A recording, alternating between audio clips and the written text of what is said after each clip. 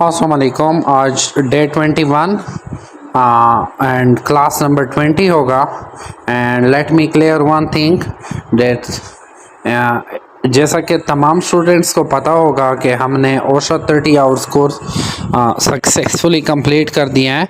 And now we move to environmental engineering ISO 14001 EMS. So first of all, I would like to explain something about environmental engineering, that what is environmental engineering and why we choose environmental engineering in safety point of view. So environmental engineering is a field of engineering that focus on protecting the environment and public health. देखिए environmental engineer जो है ना, ये देखो environment माहौल से निकला है, तो इन्वायरमेंटल इंजीनियरिंग है, ये दो चीज़ों को प्रोटेक्ट करती हैं और दो चीज़ों के ऊपर ये फोकस रखती हैं। एक है इन्वायरमेंट माहौल के ऊपर और एक है पब्लिक हेल्थ। जो काम करने वाले वर्कर्स होते हैं और जो के काम के दौरान जिनकी हैसियत होती है, जो के काम करने वाले होते हैं, चाहे वो कस्टमर्स हो, सप्लायर्स हों, वो हों, उनके लिए माहौल का होना भी बहुत ज़रूरी होता है। अगर खुदा न खास्ता हम एक ऐसी वर्क प्लेस पे काम कर रहे हैं जहाँ पर ना पानी है, ना पीने की जगह है, ना बैठने की जगह है, ना सोने की जगह है, ना खाने की जगह है, तो ऐसे इन्वायरमेंट में अगर आप अपने वर्कर्स को लाखों रुपए के एवज भी रखें तो फिर भी वो काम करने के लिए तैयार नहीं होंगे बिकॉज ऑफ इन्वायरमेंट। तो आपने इनके लिए इन्वायरमेंट भी सेट करना है ताकि वो फ्रूटफुल माहौल में काम कर सकें। तो तब कैसे वो फ्रूटफुल माहौल में काम करेंगे? जब आप एज ए एम्प्लॉयर प्रिवेंट करे पोल्यूशंस को, प्रिजर्विंग नेचुरल रिसोर्सेज, अगर आप अपने एम्प्लॉयज़ को नेचुरल रिसोर्स प्रोवाइड करें, मिटिगेट क्लाइमेट चेंज, अगर खुदा ना ख्वास्ता गर्मी है तो उसके लिए व्हाट यू विल डू। सो गर्मी है तो उसके लिए आपने वहाँ पर क्लाइमेट चेंज के लिए आपने वहाँ पर कूलर, AC, कमरे, शेल्टर्स का बंदोबस्त करना है, वहाँ पर ट्रीज़, वहाँ पर आपने गार्डन बनाना है ताकि एम्प्लॉय के लिए इन्वायरमेंट अच्छे से रहे। रिमिडिएटिंग कॉन्टिमिनेटेड साइट्स, आपने खूबसूरत जगह बनानी है, गार्डन्स बनाने हैं, पार्क बनाने हैं। डेवलपिंग सस्टेनेबल इंफ्रास्ट्रक्चर, एक सस्टेनेबल इंफ्रास्ट्रक्चर डेवलप करना है ताकि आपके एम्प्लॉय काम करने के बाद इस इन्वायरमेंट में रहते हुए अपने आप को हेल्दी रख सकें। So environmental engineering works on solution to environmental problems such as water and wastewater treatment। आपके पास साफ पानी और गंदे पानी का इंतज़ाम होना चाहिए। Air and noise pollution control, आपके पास हवादार निज़ाम और नॉइज़ शोर को कंट्रोल करने का सॉल्यूशन होना चाहिए, पॉल्यूशन को कंट्रोल करने का सॉल्यूशन हो। सॉलिड वेस्ट मैनेजमेंट, गंद जहाँ पर जमा हो जाए तो उसको उठाने के लिए बंदे होने चाहिए, उसकी प्रॉपर मैनेजमेंट होनी चाहिए, खाकरोब होने चाहिए। इन्वायरमेंटल रेमिडिएशन, आपके पास इन्वायरमेंट को अच्छा बनाने के लिए तरकीब होनी चाहिए। Sustainable development,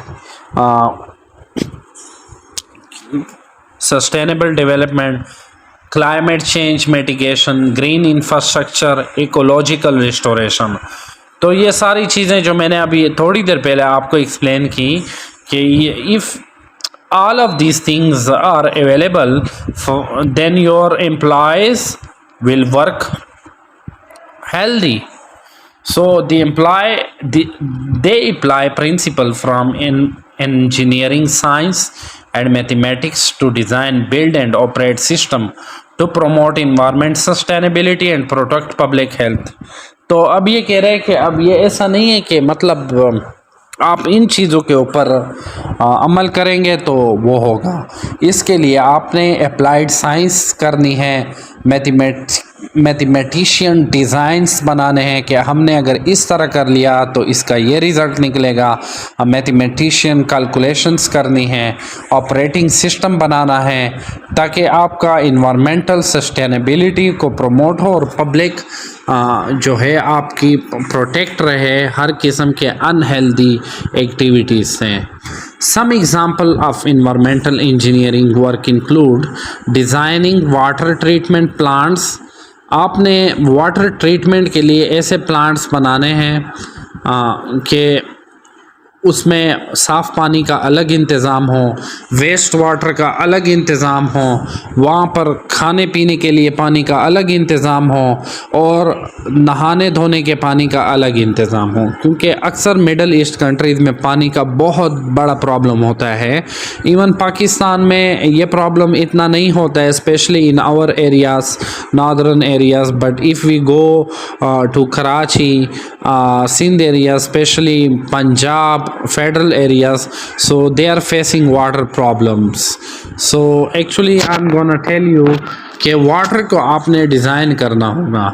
developing sustainable transportation system, आपने गाड़ियों का व्हीकल सिस्टम बंदोबस्त सही से करना होगा जो कि ईज़िली पिक एंड ड्रॉप करे एम्प्लॉयज़ को after completion of their work and when they are going in the morning time to their workplaces, so you have the availability of transportation so the workers can easily go stations। implementing renewable energy solutions, आपके पास बिजली के लिए stand by generators हों, UPS system हो, solar panel system हो, सो ताकि employees जो है वो एक अच्छी इन्वायरमेंट में काम कर सकें। Cleaning up contaminated soil and ground waters, आपके पास स्वीपर्स हों, आपके पास अमला हो जो कि आपके लिए साफ सुथरा माहौल areas। and most important thing, urban and rulers areas, मतलब आपके जो जहाँ पर रहने की जगह होती है तो वहाँ पर आपको ग्रीन स्पेस प्रोवाइड करे कि आप वहाँ पार्क्स बनाए ताकि आप जब जाएं तो वहाँ पर रहकर आप अच्छा फील कर सकें और when you feel better than you will work better. So overall, environmental engineering plays a crucial role in addressing environmental challenges and create a more sustainable future। So ये तो हमने ऊपर जाकर इसकी कुछ एग्जांपल्स पढ़ी कि कौन सा वर्क एनवायरमेंटल इंजीनियरिंग में ज़रूरी है और उसके बाद उसके प्रिंसिपल्स पढ़े और किस तरह हम प्रोटेक्ट करेंगे water, air, solid, environment, sustainable development, climate change से, ग्रीन इंफ्रास्ट्रक्चर से। सो यहाँ नीचे भी सेम डिफिनीशंस एंड एक्सप्लेनेशन हमें दी गई हैं कि environmental engineering is an important too because its help you to prevent pollution and contaminations of air, water and soil which can harm human health and the environment। protect public health by ensuring access to clean water, sanitation and hygiene। कि आप के जितने भी employees हैं उनको आप ensure करेंगे कि उनको साफ़ सुथरा पानी दें, उनके सैनिटेशन का सही बंदोबस्त हो और उनको हाइजीनिक कोई इशू भी ना हो। Design and operate safe and sustainable infrastructure such as transportation system and building, clean up contaminated sites and restore ecosystem, reducing the risk of environmental hazards। आपने साफ़ सुथरा माहौल प्रोवाइड करना है, उसके बाद आपने एक ऐसी स्ट्रैटेजी को डेवलप करना है जिसमें सारा का सारा जो वेस्ट हो वो प्रॉपर तरीके से एक ख़ास मैकेनिज़्म से ज़मीन के अंदर जाए ताकि उससे किसी किस्म की बीमारियां ना फैलें और कम से कम इन्वायरमेंट को रिस्क हो और आपकी हेल्थ को ये इम्पेक्ट ना करें। Ensure compliance with environmental regulations and law preventing legals and financial consequences. So protect biodiversity and ecosystem, preventing uh, perceiving the natural balance and beauty of our planets. तो अगर हमने इन तमाम चीज़ों को सही तौर पर अपने मद्देनज़र रखा तो ना सिर्फ हम इस प्लेनेट की ब्यूटी को बेहतर बनाएंगे बल्कि अपने एम्प्लॉयज़ को भी प्रोटेक्ट करेंगे. By prioritising environmental engineering we can prevent accidents, injuries and illness and create a safer and more sustainable work for everyone. So I hope all of you can understand. It's a first day of environmental engineering, and I'm gonna tell you that the next classes will be more interesting and more pleasing. So I hope all of you enjoying my class, and I'm gonna tell you one thing, that don't miss to share and like my videos, as well as अपने video के and में comments भी करना है अपने name और father names के साथ, ताकि आपकी अटेंडेंस प्रॉपर तरीके से मार्क हो. शुक्रिया.